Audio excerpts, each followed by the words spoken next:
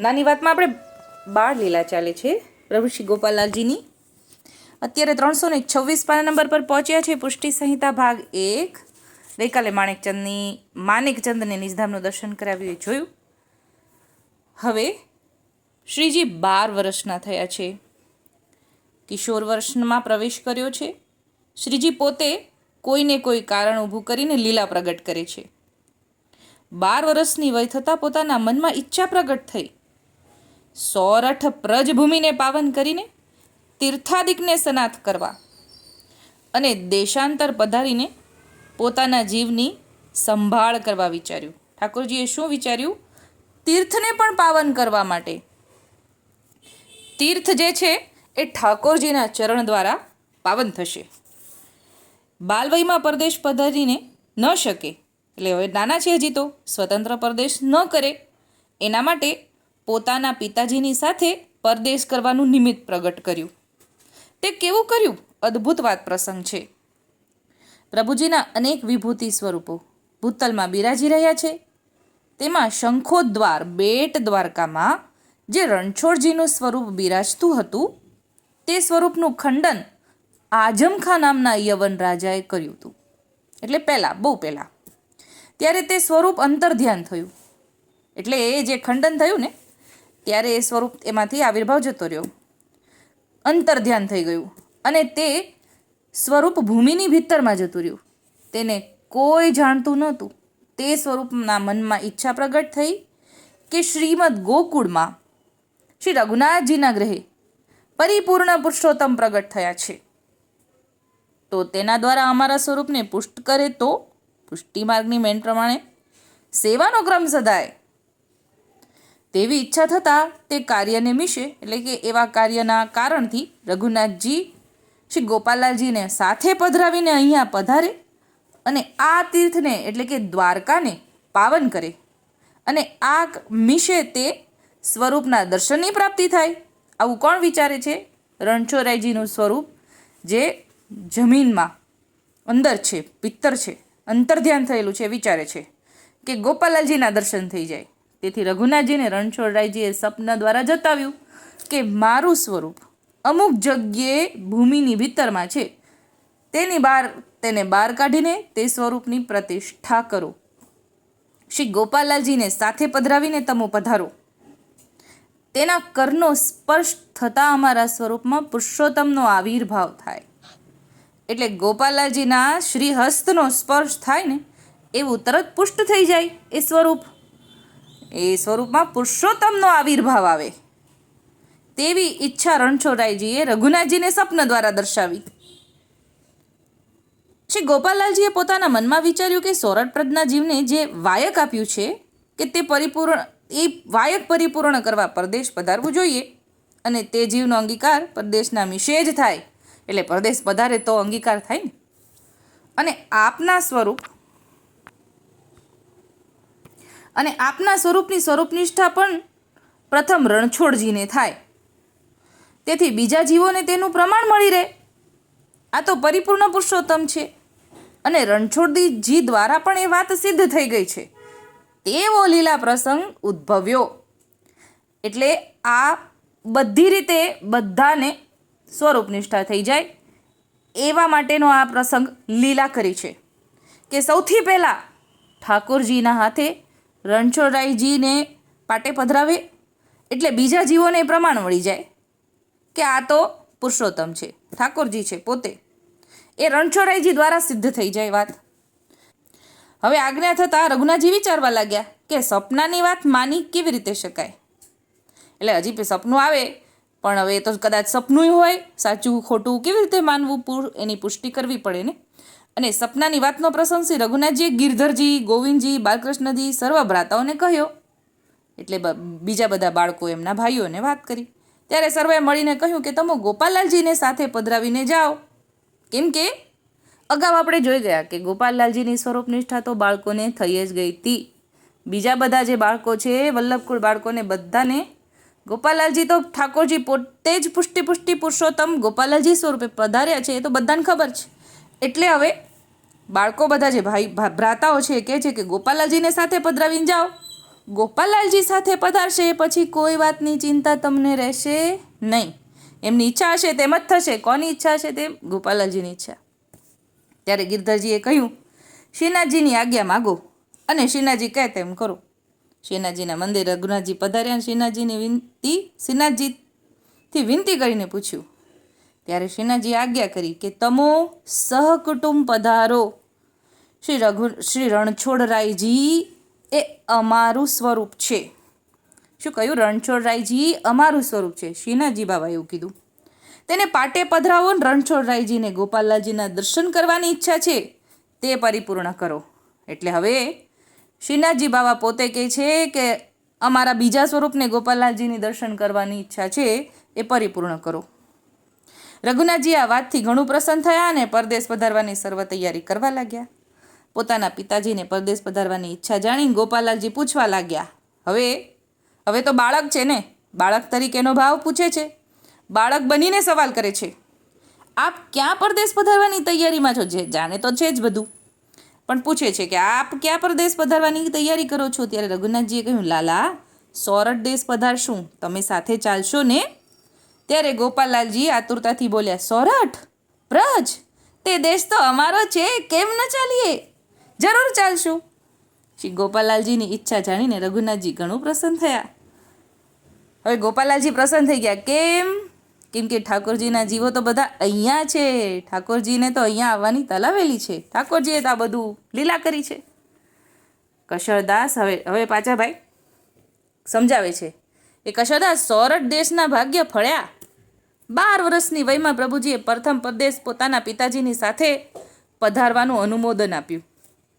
તીરથ સકલને સનાત કરવા રણછોડજીને આપના સ્વરૂપનું દર્શનદાન આપીને રણછોડરાયજીએ સ્થિર સ્થાપવાના મિશે પોતે પધારવા ઈચ્છા જણાવી. આથી રઘુવીરજી, જાનકીજી ઘણું હરખાણા અને શ્રી રઘુનાથજીએ દ્વારકા પધારવા પ્રયાણ કર્યું. તે રાજનગર પધાર્યા. ત્યાં થોડો વિશ્રામ કરીને પછી નગર પધાર્યા. હવે દ્વારકા જઈ રહ્યા છે. ત્યાં રસ્તામાં જામનગર પધાર્યા છે, મુકામ કર્યો છે. જામનગરના રાજા જામસત્તાજીને આ વાતની ખબર પડતા દર્શન કરવા નિમિત્તે ત્યાં આવ્યો છે અને દર્શન કરતા ગોપાલલાલજીના ચરણમાં પડી ગયો. હવે સૌથી પ્રથમ મિલન છે ગોપાલલાલજીનો પહેલો જ પરદેશ છે. સીધા ચરણમાં પડી જાય છે અને વિનંતી કરે, રાજા મહારાજા, આપ મને સેવક કરો.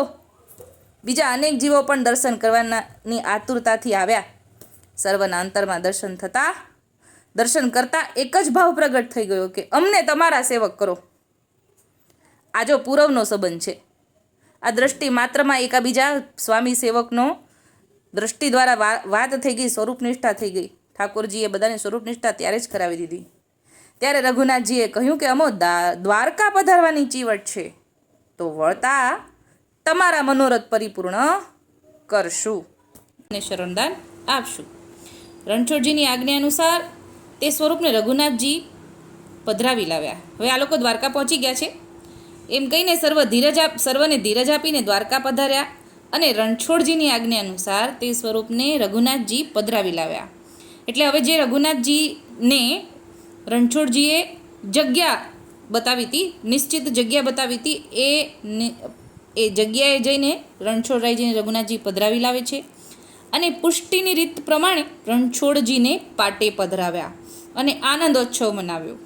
સર્વલોકને શ્રી રઘુનાથજીમાં રણછોડજીના દર્શન થયા. ત્યાં આગળ જે વૈષ્ણવો, ત્યાં આગળ જે લોકો બિરાજે છે દર્શન કરવા આવેલા, એ લોકોને રઘુનાથજીમાં રણછોડરાયજીના દર્શન થાય છે. સર્વ લોક ખૂબ જ આનંદ પામ્યા, પરમ કુતૂહલ કરવા લાગ્યા અને સર્વ સેવાનો ક્રમ બતાવ્યો. એટલે ગોપાલલાલજીએ જેવો સ્પર્શ કર્યો છે શ્રીહસ્તથી એવા પુષ્ટ થઈ જાય છે અને પછી તો રઘુનાથજીમાં રણછોડરાયજીનું દર્શન થાય છે. રઘુનાથજીએ રણછોડરાયજીનો પાટોત્સવ ખૂબ જ ધૂમધામથી મનાવ્યો અને શ્રી ગોપાલલાલજીના સ્વરૂપના દર્શન કરીને રણછોડજી અતિ આનંદ પામ્યા. શ્રી ગોપાલજી નિત્ય રણછોડજીની સાથે ખેલતા અને અવનવી અટપટી લીલાના દર્શન કરાવતા. એટલે જ્યારે ત્યાં આગળ બિરાજે છે બંને લોકો, આખો પરિવાર બિરાજે છે આપણા ગોપાલલાલજીનો અને ત્યાં રોકાયા છે. એટલે અહીંયા એવો ઉલ્લેખ છે કે ગોપાલલાલજી નિત્ય એટલે કે જેટલા દિવસ રોકાયા છે તેટલા દિવસ રણછોડજીની સાથે ખેલતા અને અવનવી અટપટી લીલાના દર્શન કરાવતા. આથી રણછોડજી અતિ પ્રસન્ન થતા. થોડા દિવસનો વિશ્રામ કર્યા પછી શ્રી રઘુનાથજીએ રણછોડજી પાસે વિદાય થવા આજ્ઞા માંગી. એટલે કે થોડા દિવસ રોકાયા પછી હવે વિજય થવાના છે. ત્યારે રણછોડજીએ રઘુનાથજીને કહ્યું, તમો પધારશો ત્યારે શ્રી ગોપાલજી પણ સાથે પધારશે, પણ અમોને ગોપાલજી વિના એક ઘડી કોટિકલ્પ સમાન જાય છે. તે સ્વરૂપ વિના અમારાથી રહી શકાશે નહીં. રણછોડજીએ રઘુનાથજીને વિનંતી કરી કે હવે અમને ગોપાલાલ વગર નહીં રહેવાય. એક ઘડી કોટિકલ્પ જેવી લાગશે એવો વિરહ ભાવ બતાવ્યો. એ વાત શ્રી ગોપાલાલજીએ જાણીને રણછોડજી પાસે પોતે પધાર્યા અને રણછોડજીને ઘણું આશ્વાસન આપતા કહ્યું કે તમો જ્યારે ઈચ્છા કરશો ત્યારે તમોને અમારા સ્વરૂપનું દર્શન થશે. ગોપાલાલજી રણછોડજી પાસે પોતે પધારે છે અને રણછોડરાયજીને આશ્વાસન આપે છે ગોપાલાલજી કે અમને વિજય થવા દો, પણ જ્યારે તમે અમારા સ્વરૂપની ઈચ્છા કરશો ત્યારે તમને અમારા સ્વરૂપનું દર્શન થશે. તમો અમારા આ સ્વરૂપને સેવ્ય કરીને રાખશો. આમ કહીને પોતાનું સ્વરૂપ સેવન સ્વરૂપે પધરાવી આપ્યું. કોને? રણછોડરાયજીને. રણછોડરાયજીને સેવા કરવા માટે ગોપાલાલજીએ પોતાનું સ્વરૂપ પધરાવી આપ્યું અને રણછોડજીને મહાસુખનું દાન કર્યું અને રણછોડજી તે સ્વરૂપનું નિરંતર દર્શન કરવા લાગ્યા. જો હવે અહીંયા આપણને આ વાતમાં વારંવાર દ્રઢતા આવે છે કે આપણા ઠાકોરજી સૌથી મોટા પુષ્ટિ પુરુષોત્તમ, જેના માટે રણછોડજીને સેવ્ય સ્વરૂપ પધરાવી આપ્યું છે. અને તે સ્વરૂપના સ્વરૂપાનંદનો અનુભવ કરવા લાગ્યા અને રણછોડજીએ ખૂબ જ ભાવપૂર્વક રઘુનાથજીને વિદાય આપી અને રઘુનાથજી બેટ દ્વારકાથી પ્રયાણ કરીને જામનગર પધાર્યા. એટલે હવે જો જેમ આપણી માથે આપણા ઠાકોરજી બિરાજે છે, આપણા સ્વરૂપ આપણા ભાવ પ્રમાણે હરેકના ઘરે જેના બી ઘરે ઠાકોરજી બિરાજે છે ને પોતાના ભાવ પ્રમાણે ઠાકોરજી બિરાજે છે. એવી જ રીતે રણછોડરાયજીને જે સ્વરૂપમાં આસક્તિ હતી એ જ સ્વરૂપ ત્યાં રણછોડરાયજી પાસે બિરાજ્યું છે. એ પુષ્ટાવ્યું છે ગોપાલાલજીએ, એમનું સેવન કરે છે. હવે પાચા બાબાએ કહ્યું, કશોરદાસ, આ રીતે રણછોડરાયજીને પોતાના સ્વરૂપના દર્શનદાન આપી તીર્થને સનાથ કરીને ગોપાલાલજી પોતાની પ્રજભૂમિમાં નગર પધાર્યા. નગરના જામ સત્તાજી ઘણું મનમાં મોદ પામ્યા અને ઘણું સન્માન સાથે શ્રીજીને પોતાના દરબારમાં પધરાવ્યા. જો ગોપાલાલજી 12 વર્ષના જ છે, નાના જ છે, પણ સ્વરૂપ નિષ્ઠા તો પહેલાં જ થઈ ગઈ છે જામસત્તાને. એટલે દર્શન કરતાં તરત જ સેવક થવાની ભાવ જાગ્યો છે. દરબારમાં પધરાવે છે અને સેવક થયા. ઘણું ભેટ ધરી આજાભાઈ કશળદાસને કહે છે કે સોરઠના જીવનો પૂર્વ વાયક અનુસાર પ્રબળ ભાગ્યનો ઉદય થયો. પૂર્વના પ્રીત સંભાળીને બિરદ પાડ્યું. આપ દુલ્હો બન્યા. કોણ? ગોપાલાલજી દુલ્હો બન્યા ને સોરઠના જીવો દુલ્હની સોહાગરૂપ બનીને નામ નિવેદનના સંબંધથી વર્યા. સર્વજીવનો અંગીકાર કર્યો. એટલે કે સોરઠના જીવો તો દુલ્હની છે અને દુલ્હો તો ગોપાલાલજી છે. શરણદાનમાં પોતાના નામનો મંત્રોપદેશ આપીને નિર્ભય કીધા. સર્વોને આનંદમગ્ન કીધા છે. જીવને શરણદાન આપીને સનાથ કીધા. જેમ વ્રજ ભક્તોને પૂર્વે પ્રભુએ સર્વ સમર્પણ કર્યું હતું, પણ પ્રભુને સર્વ સમર્પણ કર્યું હતું તેનાથી અધિક પ્રીતરીત પ્રગટ કરી અને શરણદાનમાં પોતાના નામનો મંત્રોપદેશ આપીને નિર્ભય કીધા છે. એટલે કે અહીંયાથી સૌથી પહેલાં જ ઠાકોરજીએ શરણે લીધા છે પોતાના નામ નિવેદનથી, તો એ આ જામનગરમાં જામ સત્તાજી રાજાને. શરણાગત જીવો સર્વ કૃતાર્થ થયા. આથી રઘુનાથજી જાનકીજી પોતાના લાલના અદ્ભુત પરાક્રમ બળને જોઈને ઘણું હરખાય છે અને મનમાં મોદ પામી રહ્યા છે. હવે રઘુનાથજીએ મુસ્કુરાઈને પૂછ્યું, અરે લાલ, આપને શરણદાન મેં કોણ નામ મંત્રોપદેશ દિયો? એટલે આ તો સૌથી પહેલું શરણદાન આપ્યું છે ને ગોપાલાલજીએ. એટલે રઘુનાથજી પૂછે છે કે કોનું નામ મંત્ર ઉપદેશ આપ્યું?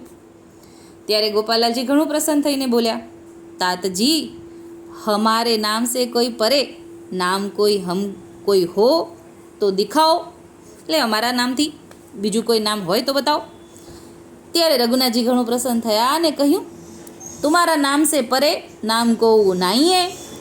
જો તમારી શરણ મેં જો જીવ આવે સોઈ એહી નામ મંત્રોપદેશ સે સત્વર કૃતાર્થ હોય ગો.